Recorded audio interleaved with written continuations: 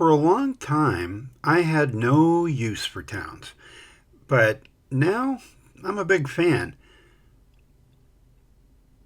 Towns used to be where most of us came from as we grew up and emigrated to the big cities. I know that's a long time ago for you guys. I was born in a big city, but I moved to a rural area, then to a small city called Sydney in Nova Scotia on Cape Breton Island.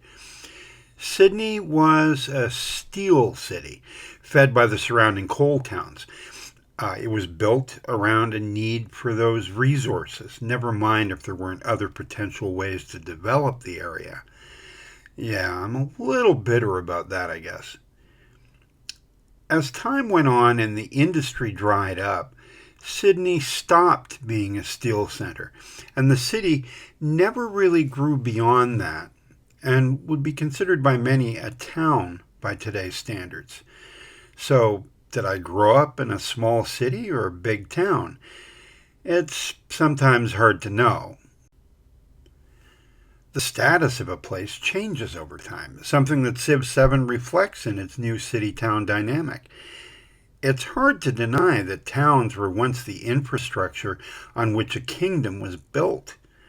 Cities were a relative rarity. Civ 7 is able to show us this relationship in action as we develop settlements and have to decide whether one or more of them have the potential to grow into cities. We all know that cities are where the action is, but can towns play an important role in the game? After all, history is not gameplay.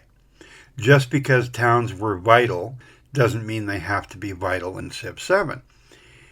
Enter me trying the game out for the first time. I would get as many settlements as I could and then one by one convert the most productive ones in the best locations for expansion into cities. The rest I would just let grow because growing was the best thing I could let them do, right? Then I didn't have to think about the complicated business of which type of town I should build to maximize my benefits. Once I get into the heat of a game, I just get kind of lazy about some of the details. And then along came the all-city meta, arguing that converting all settlements into cities was the best way to go. It offered maximum building room and bonuses over time. The only downside, really, is it might take a long while to get enough gold to convert every city in your empire. Still, it dovetailed nicely with my indifference to towns. So I turned as many towns into cities as I could and then let the others just grow, or maybe I made them fishing or mining towns. But in between then and now, we've had updates that have changed the bonuses of towns and added new varieties. Now, a lot of people are still convinced the city meta is the way to go. Maybe it is. But I thought it was worth summarizing where we are at this point and looking at each type of town and what it offers, so that you and I could make our decisions based on that information. The reason for looking more closely at this is that some towns just would not make sense as cities. They're either too constrained by mountains or mostly surrounded by water, or maybe hemmed in by immovable and unchangeable resources. Unlike Civ 6, you can't just plow things under. Why do we do this to ourselves? Well, it could be that we found a natural wonder we want to hang on to, and so we build near it, but the location doesn't lend itself to much further development aside from funneling the wonder's bonuses into the settlement and thus the empire. Or maybe there's a wonder off in the distance, but we need to build a connector settlement to get to it, no matter where that might be. Same thing goes for a prime coastal location you need to build a stepping stone towards. Or you need to connect a distant land settlement for trade purposes, and you build a settlement on a tiny island in the middle of nowhere. Or you find a terrific cluster of treasure resources during the exploration age, But if you build by them, there won't be room to build much of anything else because all the resources are actually in the way. None of these locations are city friendly. Ideally, it would be good to find a way to make them useful rather than just populating them every so often and ignoring them. In other words, don't be 6 months ago me. But let's go through the town types and see when they're the most useful.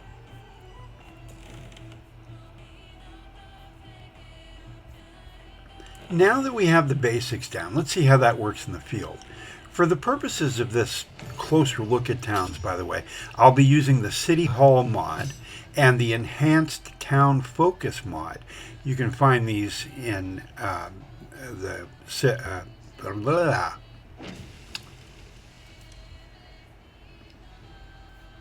Now that we have the basics down, let's see how that works in the field.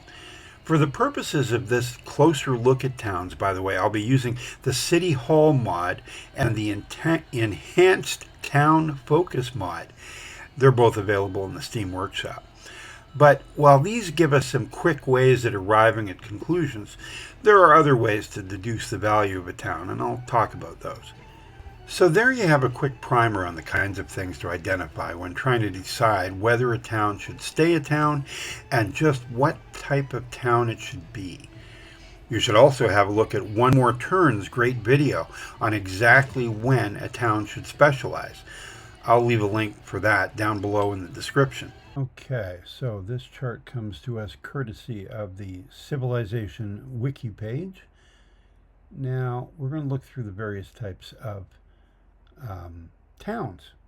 We have the farming and fishing town, maybe the most common really, +1 food per age on farms, pastures, plantations, and fishing boats. So if you've got lots of these things in your settlement, you might want to convert to a farming or fishing town because that food then is collected and sent to your connected towns and cities. The fort town is another option. You get +5 healing to units and +25 hit points to walls in this town.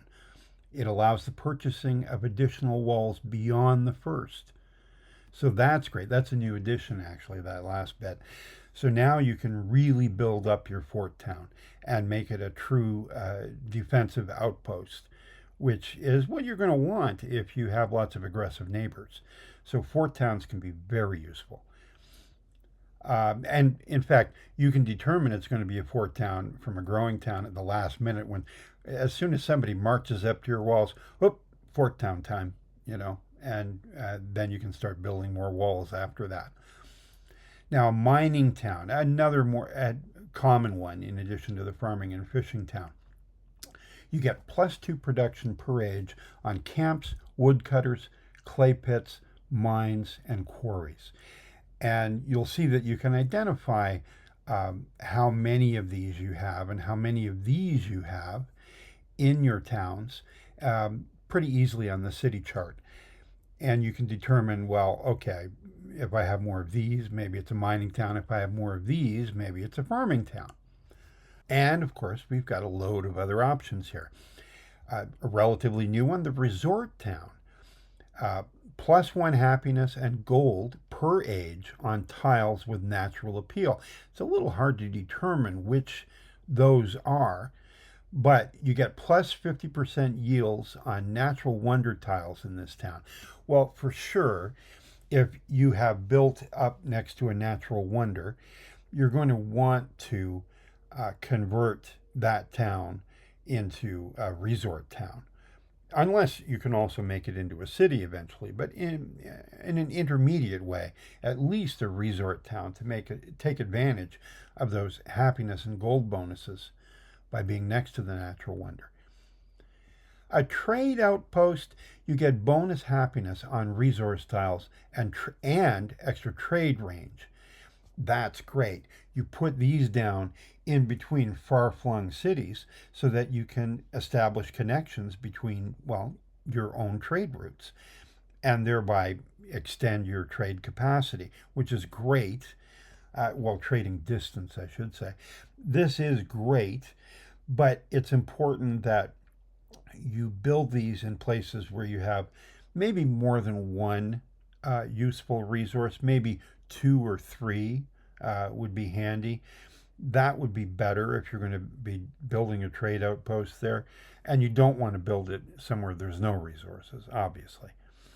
Now, an urban center, you get plus 100% gold and happiness towards maintaining buildings in this town. The following Tier 1 buildings can be purchased directly.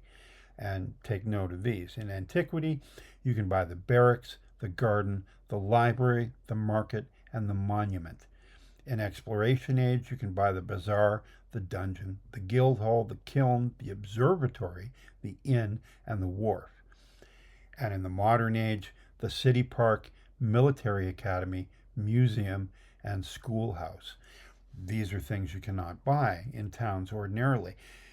You're a bit worried about losing all your happiness in antiquity in a small town. Build a garden.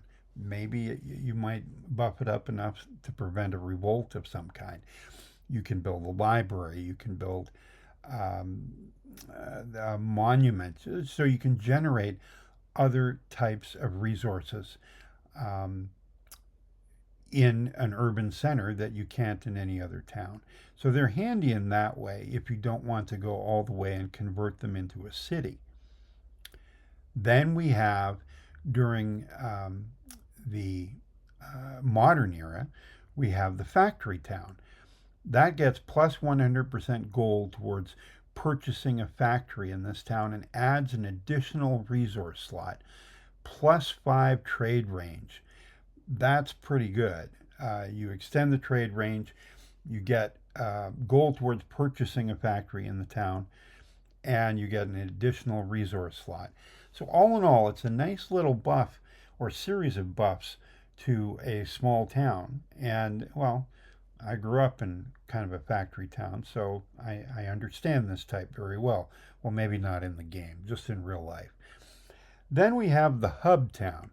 That gives you plus 1 influence for every connected town. You're connected to a lot of towns. You definitely want to turn this one into a hub town because you're going to get all that extra influence. And especially in antiquity, it can be a really rare thing to come across.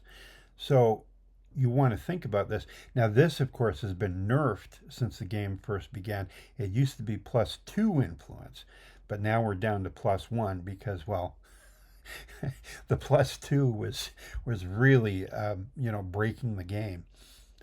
Finally, we have the religious site. That gets plus 1 happiness on every building in the town and an additional relic slot on temples. That's important because depending on how many cities you have, or even towns, your temples can only hold 1 relic. You need a lot of relics to get through the exploration age and finish the culture legacy path. So having a religious site anywhere would increase your relic slots in your temples by 1. Well, that's it. You need at least 1 religious site, I think, in order to make it comfortably through exploration age and the cultural legacy path. So those are the towns, and when they're available, when they're not available, you can see that over here. It's a very handy chart. Thanks again to the people at the Civilization Wiki. Okay, so I brought us to a town that I have decided to rename, if I can here. Yes. We're going to rename this Suboptimal. Is that right? Yeah, there we go. So the town of Suboptimal, it's not a bad place. It looks picturesque, in fact. And maybe we'll find out just how picturesque. But it doesn't have a lot of land to work with, especially building sites immediately around the city center. So that doesn't help if we're thinking of expanding to a city. And not only that, but it's kind of hemmed in here. You can see the border between it and, who's that? Tokyo. Oh, that's Jose. Look at that. Jose Rizal in Tokyo. Now I've got Utica up here, my own city, pressuring it. So it doesn't have a lot of room to grow, and really it can only grow into the water. So that's not great. We'll have to see what it can do. Let's take a look. Okay, now this is my enhanced town focus mod. But you can certainly go over here and look and see what it has most available. You can see it has 4 farms, or plus 4 fishing boats, lots of fishing, and a tiny bit of mining. So right away, just using, no mods at all, you can tell that, well, I think we're leaning into farming or fishing town, really.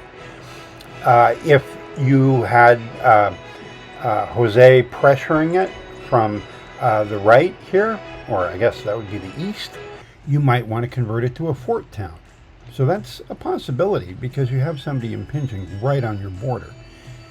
An urban center, well, that requires more room for buildings. And that's not exactly what we have here. An urban center would be someplace you'd rely on in a pinch to help you build more culture and science buildings when you really need them. This might not be that town. A resort town, well, let's see, it gets +3 happiness and +3 gold. Not bad. A bit of an era bonus, +1 mine. Not too bad. Let's see what happens when we will look at fishing town. +24. Well, what do you know? Definitely we're leaning in that direction now. Mining town +4, but you could see that all from the very basic non-modded information over here under the citizen growth tab here. And then a mining town and a hub town. Well, you would get +6 influence here, as we can see. That does not suck, I gotta say. So it really depends on the kind of game you have and what other settlements you have. If you don't have any other settlements that can generate a lot of influence for you, maybe this would be a good choice because, like I said, +6, that's pretty good. It's connected. It's connected to, you can see, Mocha, Delhi, Utica, Gadir, Tikondo, and to the town Meleth. It's well connected. You gotta like that. Boy, I was going to go for fishing town. It seems overwhelming. It depends on what you have. If you don't have a lot of influence, go for the influence.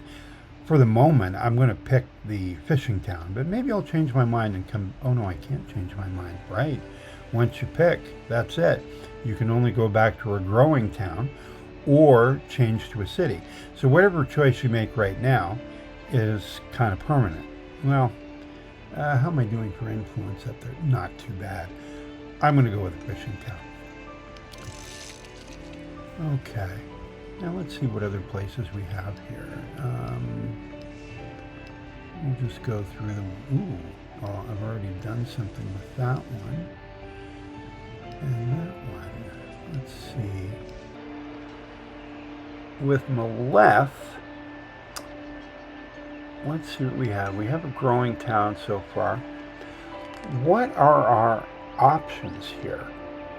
How big is it at this point? Do we want to have it continue to grow? It's a 22 population. It's grown plenty. So we're not worried about that. And let's see, has it absorbed all the resources? It's right in the middle of things.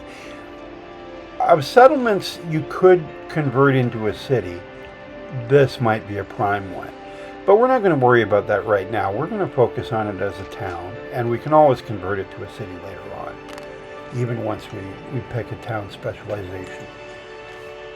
Yeah, Fort Town, it doesn't seem too directly impinged on by other civs at the moment. Urban center, yes, there's room to put down other buildings. A resort town, oh my goodness, look at that. plus 33 happiness, plus 33 gold. Not too bad. Now, what is it telling us over here? It has a clay pit. This is the warehouse bonuses. An expedition base, a farm. Oh, 3 farms, 3 fishing boats. A mine, plus 2 plantation. Well, I would be leaning more towards a mining town based on these numbers here. That, again, you get without any mods whatsoever. That can help you determine that. We only can tell how beautiful this place is by, well, this mod here is definitely helping us out in that regard. Oof, okay. Farming town, lots of farming here. Good, good. Mining, oh, it's really close, isn't it? Plus 27 food or plus 24 production. I think a lot of people would lean towards the production in this case. And then a factory town. Well, it's big enough to be a factory town that you could later convert into a city. Lots of choices with Mstyslav, I gotta say. And a hub town. Plus 8 influence. Well, this is a wealth of choices here. I do not know which direction I think is the best to go in. And again, urban center would not be a bad choice either, but I think it's the lesser of our choices right now. Despite all the room this place would give us, some of the bonuses here are too tempting. Really, it could be a resort town or a farm town or a mining town, maybe even a factory town, but I'm going to eliminate that one right now too, or a hub town. I love this too much. Plus 33 happiness, plus 33 gold. I think this is a resort town. Oh, except I did want to change its name. Sorry. I'm going to call this Incognitown, or Incognito. Blends in with all the rest. But apparently this one is quite beautiful. I don't think it does blend in with all the rest. So its name will be purely ironic. Okay. Now, here you can see Fene, which I have already converted previously into a factory town, because if you take a close look, there's not a lot you can do here. This town is hemmed in by, well, everything. And I think I had originally been trying to spread in that direction to make it to the other shore. But of course I got stopped pretty early on and couldn't get through. I eventually had to end up getting an independent power converted just so I could have a city on this coast. But that was the intent behind this city, and it, well, literally never went anywhere, so I had to settle for a factory town because there's just not enough room there for a city. Now, there are other possibilities here, though. I'm just looking to see. Oh, right, this one up here. Taekwondo. Now, I'm going to rename this one Howtown, after one of my favorite E.E. Cummings poems. I think, how big is it right now? It's at 30. This was a town that I actually won control of from, I think it was Jose Rizal, actually. Now, what are the possibilities here? There is pressure from all sides, except maybe down here. I think I'm down here, aren't I? Let's see. No. Oh, no. So I have, oh yeah, I have a pipeline. Here to here to here. Right. So that's good. I don't maybe have to worry so much. Oh, I'm surrounded on this side, though. So Fort Town, it's a possibility. Let's just think of it that way. An urban center, maybe there's a little room. There are some mountains here. It's not completely clear. Yeah, I don't think an urban center is a good idea. So we can eliminate that one. Let's look over here, see where our bonuses are coming from. Expedition base, farm, +3, fishing boat, +8. Okay, I don't even have to read the last two. Mine +1. Yeah, so farming and fishing look like our key areas here. A resort town, +15 and +15. That's pretty good. +36 for farming, though. That's very good. Lots of resources coming from here. Mining town, not a lot at all. So I think we can eliminate mining town as well. Factory town is a possibility. That could certainly work. And hub town, +6. Not bad. Haven't really done a hub town yet, have we? We had that one that was a +8, but +6 is still pretty good. You know what? Let's make this a hub town. Let's try that. I like that idea. Okay. And now we're going to have to go back to another age just to find our religious sites. So let's go do that. Now here with this one, you can clearly see I settled it to get this big boy. It was an ideal location, except, well, there's not really anywhere to go, and not many ways to grow either. A lot of ocean on this side, and a lot of natural wonder on this side. All in all, still a good pickup. I just have to figure out what it's going to be serving as. Now, for purposes of this demonstration, we're going to assume it's going to be a religious site. And so I'm going to call it Saintly, because I have no imagination. And we're going to look at this as a religious site, but let's see what other possibilities there are. It can certainly be a fort town. Although, you know, harder to attack by sea. It already has some kind of wallage going on. An urban center, yeah, but there's not a lot of room to put new buildings down. There's some. You could get away with it. Well, of course, because there's a wonder there, it would be a terrific resort town. And in fact, if this wasn't a demonstration, that's what I would be doing with this. It would become a resort town. Not much fishing to speak of, not so far. No mining, nothing.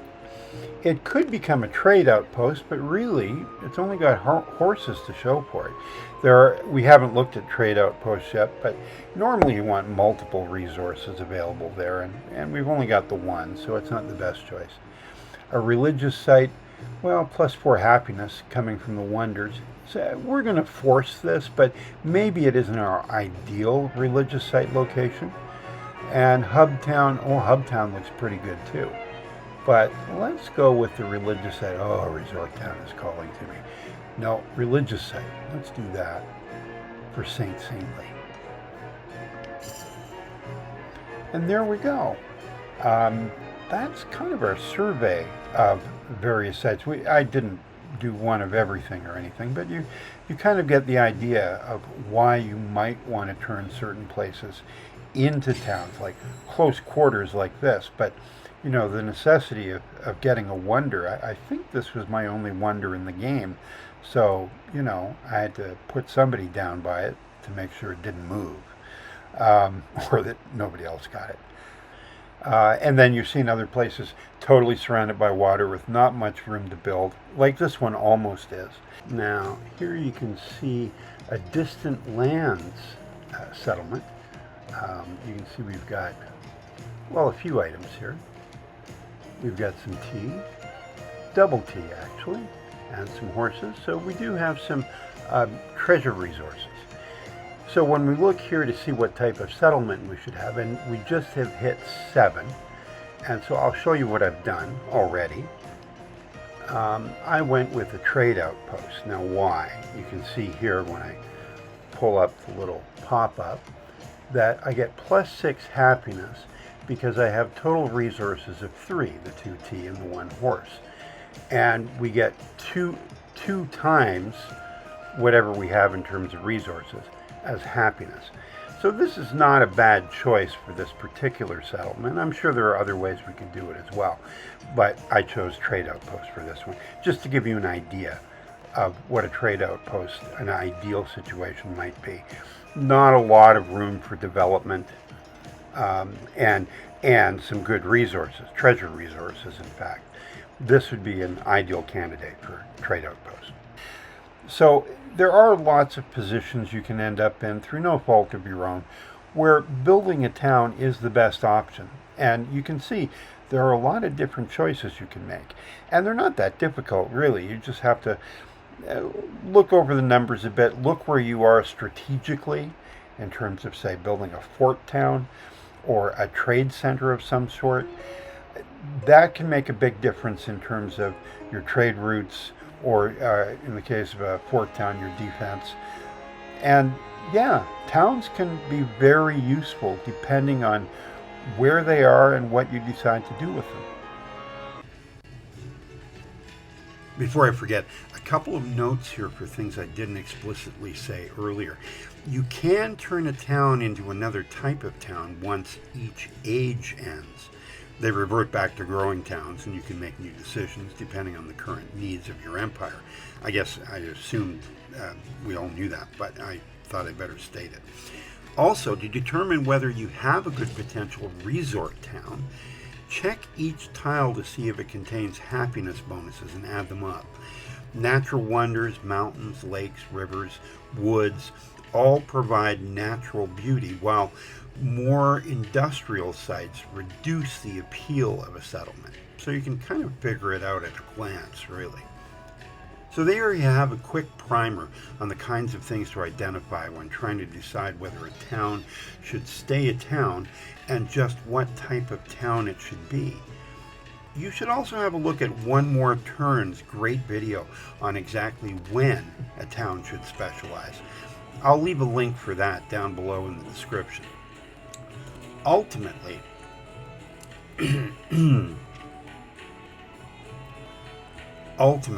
changes in how towns work are ongoing. I wanted to share this primer with you just in case you are a lot like me and don't give town designations much thought. Specialization adds depth and maybe even immersion to your game, or at the very least some flavor. In real life, of course, the flex and flow of towns is ongoing as well. In my case, eventually the flow of steel and coal stopped over 20 years ago, and Sydney, as far as I can tell, still hasn't decided what type of place it will be. But the island of Cape Breton as a whole is a tourist haven. Not quite a resort, but a place where the natural beauty is getting more of a chance now that the skies are a little clearer.